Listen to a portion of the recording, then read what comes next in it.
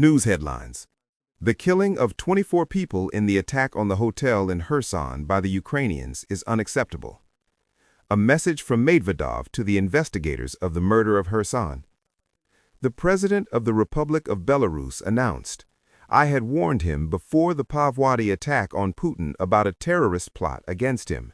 Beware of China and the United States." Don't play with the lion's den. The killing of 8 people in the attack on the United States by drug traffickers.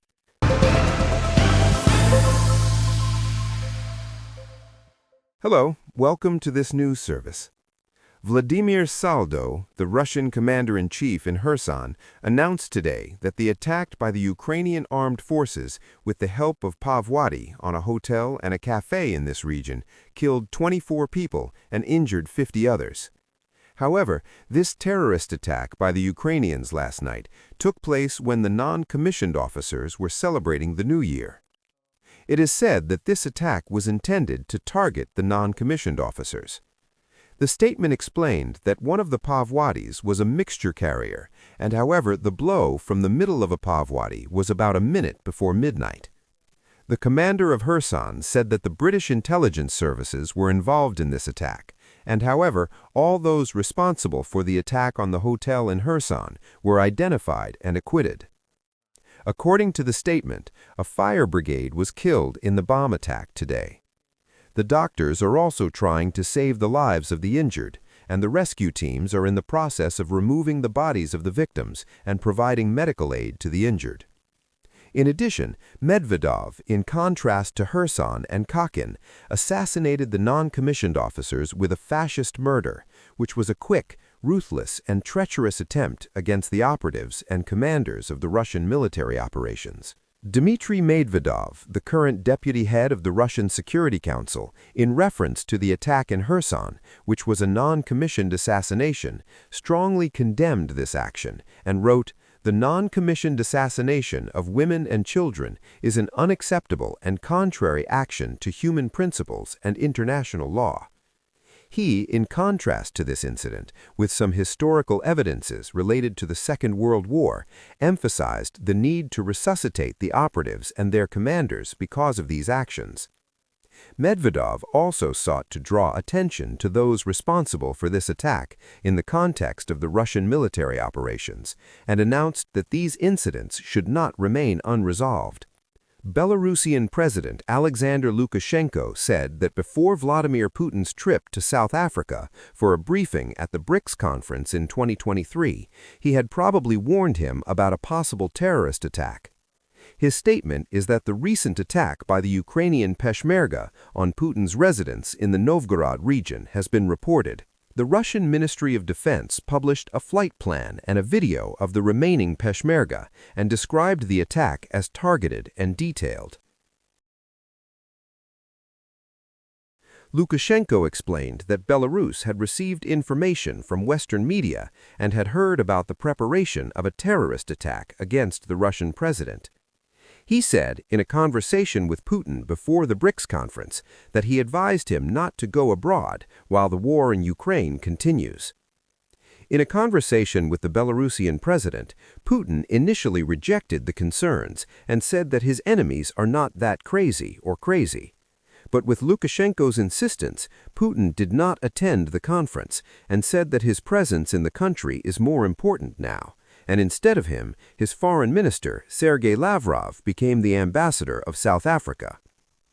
Lukashenko said that this decision was probably not only due to his advice, but he emphasized that his warning was based on real information sources and not a baseless assumption.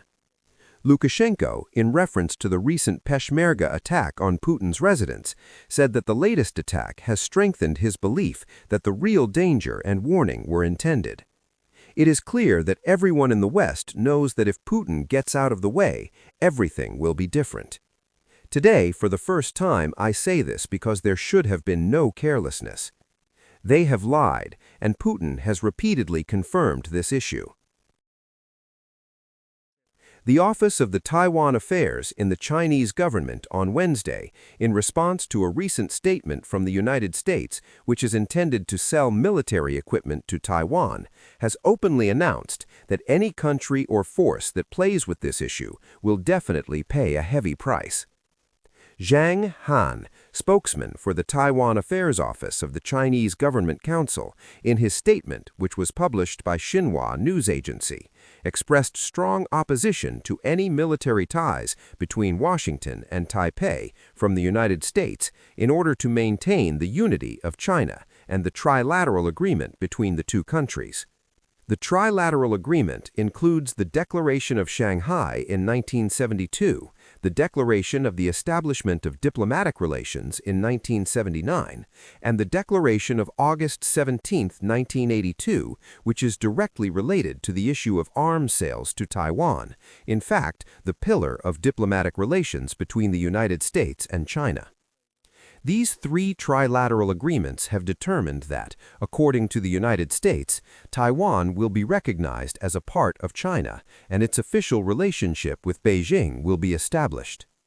Zhang emphasized that the efforts of the Democratic Party of China to achieve independence through a settlement with the United States or other foreign and military forces are doomed to fail. He asked the U.S. government to stop the dangerous approach of arming Taiwan and to take full responsibility for this issue. Zhang believes that the support of the Western military does not only help the security of the region, but also sends Taiwan towards a dangerous bomb. Another part of the Chinese government's actions was to pay attention to the recent meetings between the Taiwanese authorities and the Japanese government.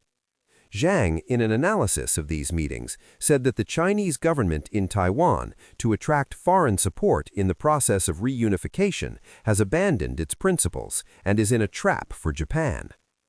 He warned that the Taipei authorities are exposing themselves to the risk of moving the Japanese military forces towards militarization and thus emptying Taiwan's advanced technology industry through Western countries. In his opinion, the ability to reunify with Japan to achieve the goal of reunification has only caused a headache for the people of Taiwan and will not be a complete failure.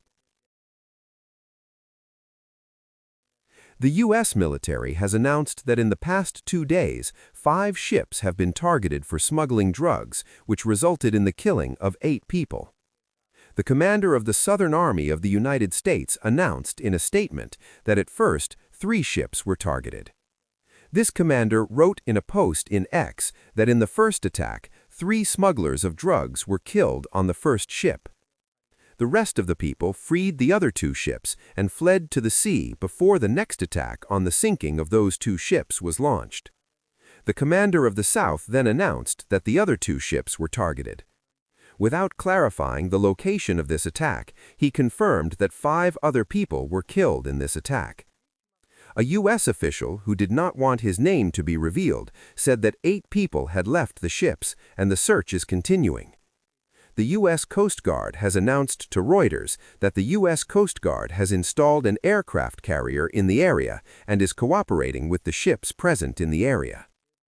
Since September, the Trump administration has personally launched an attack on the suspected smugglers of drugs in the Caribbean and Guiana Sea, which resulted in the killing of at least 110 people. This attack is being carried out in the context of U.S. air pressure against Nicolás Maduro, the president of Venezuela, and at the same time with the expansion of U.S. military and military equipment in the region. Thank you for staying with us on these books.